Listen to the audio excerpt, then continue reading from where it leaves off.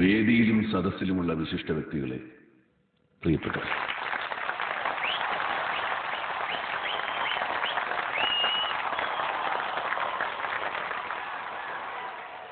അധ്യക്ഷൻ പറഞ്ഞതുപോലെ ഏതെങ്കിലും ഒരു നാൾ ഈ സ്കൂളിൽ വരുമെന്നോ നിങ്ങളുടെ മുൻപിൽ ഇങ്ങനെ നിൽക്കുമെന്നോ ഞാനും വിചാരിച്ചതല്ല. എല്ലാ നിമിത്തങ്ങളാണ്. ഇന്നോളമുള്ള എന്റെ ജീവിതത്തിൽ എന്തൊക്കെ സംഭവിച്ചിട്ടുണ്ടോ അതൊന്നും ഞാൻ മുൻകൂട്ടി എടുത്ത തീരുമാനത്തിന്റെ അടിസ്ഥാനത്തിലായിരുന്നില്ല. അതുകൊണ്ടാണ് നിമിത്തങ്ങളിൽ ഞാൻ വിശ്വസിക്കുന്നത്. ആരെങ്കിലും ഒന്ന് ക്ഷണിച്ചാലും ഇല്ലെങ്കിലും ഞാൻ ഇന്നിവിടെ എത്തിപ്പെടുക എന്നുള്ളത് ഒരു നിയോഗമാണ്. ഗുരുത്വാകർഷണം കണ്ടുപിടിച്ചാലും ഇല്ലെങ്കിലും ആപ്പിൾ താഴോട്ട് തന്നെ വീഴും എന്ന് പറയുന്നത്.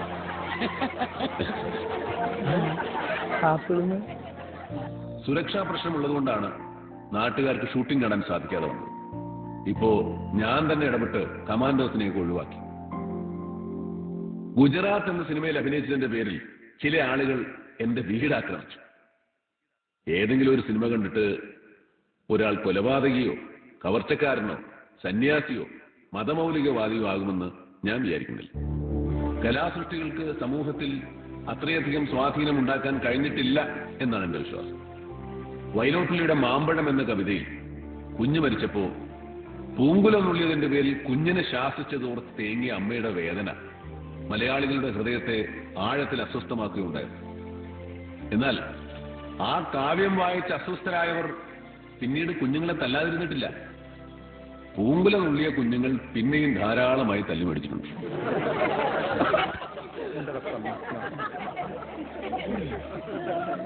മുന്നിലിരിക്കുന്ന ഈ കുട്ടികളോട് എനിക്ക് പറയാനുള്ളത്, നിങ്ങളുടെ ജീവിതത്തിൽ ഏറ്റവും മനോഹരമായ ഒരു കാലഘട്ടത്തിലൂടെയാണ് നിങ്ങൾ കടന്നു പോകുന്നത്. ഈ പ്രായത്തിലുള്ള സൗഹൃദങ്ങളായിരിക്കും ഏറ്റവും വിലപ്പെട്ടതായി പിൽക്കാലത്ത് അനുഭവപ്പെടുക. നിങ്ങളെ കാണുമ്പോൾ എനിക്ക് എന്റെ കുട്ടിക്കാലം ഓർമ്മ വരികയാണ്. നിങ്ങൾക്കിപ്പോ നല്ല ഉടുപ്പുകളുണ്ട്, കഴിക്കാൻ ആഹാരമുണ്ട്, പല നിറത്തിലുള്ള വർണ്ണക്കടലാസുകളിൽ പൊതിഞ്ഞ പുസ്തകങ്ങളുണ്ട്. ഇതൊന്നുമില്ലാതിരുന്ന അശോകരാജനെ കുറിച്ച് നിങ്ങൾക്ക് സങ്കല്പിക്കാൻ കഴിയും. അന്നവൻ വെറും അശോകനായിരുന്നു. നിർധനായ രാജന്റെ മകനായിരുന്നു. മഴയത്ത് നനയാതിരിക്കാൻ കുടയില്ലാത്തതുകൊണ്ട് വാഴയില വെട്ടി അതും ചൂടിക്കൊണ്ട് സ്കൂളിൽ പോയിരുന്ന അശോകൻ. ഓരോ വ്യക്തിയുടെ ജീവിതത്തിലും കൃത്യമായി സ്വാധീനം ചെലുത്തുകയും മുന്നോട്ടുള്ള യാത്രയ്ക്ക് പ്രചോദനമായി തീരുകയും ചെയ്യുന്ന ഏതെങ്കിലും ഒരാളുണ്ടാവും.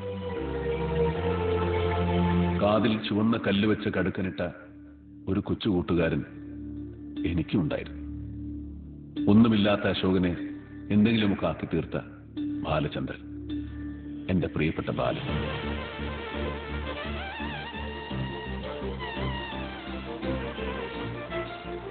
സ്കൂളിൽ ഉച്ചയ്ക്ക് ഞാൻ പച്ചവെള്ളമാണ് കുടിക്കുന്നതെന്ന് മനസ്സിലാക്കി എന്റെ മുന്നിലേക്ക് ചോറ്റുപാത്രം നീട്ടിത്തന്ന എന്റെ ബാലൻ. അവന്റെ അച്ഛൻ കാണാതെ മോഷ്ടിച്ചെടുത്ത പണം കൊണ്ട് സിനിമാ ടാക്കീസിലെ ബെഞ്ചിലിരുന്ന് ഞങ്ങൾ സിനിമകൾ കണ്ടു, കടലമുട്ടായി വാങ്ങിത്തന്നു. സ്വന്തം ജീവിതത്തെക്കാൾ ഞാൻ നന്നാവണമെന്നും വളർന്ന് വലിയ ഉയരങ്ങളിലെത്തണമെന്നും അവൻ ആഗ്രഹിച്ചു. അവന്റെ അച്ഛൻ ഊണ് കഴിക്കാൻ പോകുന്ന തക്കം നോക്കി അവൻ എനിക്ക് മുടി വെട്ടിത്തരും.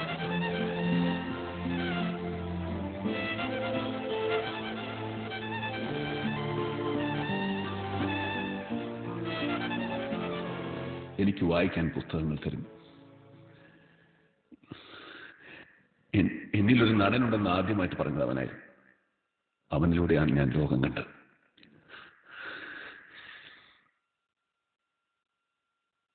എന്നെ സ്വപ്നം കാണാൻ പഠിപ്പിച്ചത് അവനായിരുന്നു. ഒടുവിൽ സിനിമ പഠിക്കാൻ മദ്രാസിലേക്ക് പോകുമ്പോൾ കാതിലെ കടുക്കൻ വിട്ട് കാശുമായി അവൻ എൻ്റെ അടുത്തേക്ക് വന്നു. നിറകണ്ണുകളോടെ ഞാൻ ചോദിച്ചു, ബാലായി കടങ്ങളൊക്കെ ഞാൻ ഇങ്ങനെ വീട്ടു?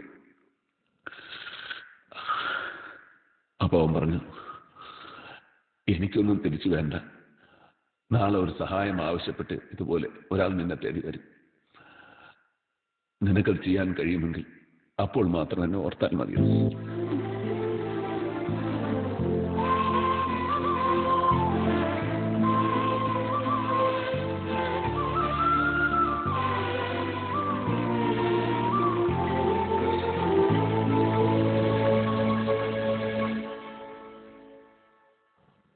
പ്രണയത്തിലകപ്പെട്ട് നാട് വിട്ടുപോയ ബാലനെ ഞാൻ ഓർത്തുകൊണ്ടേയിരിക്കുന്നു.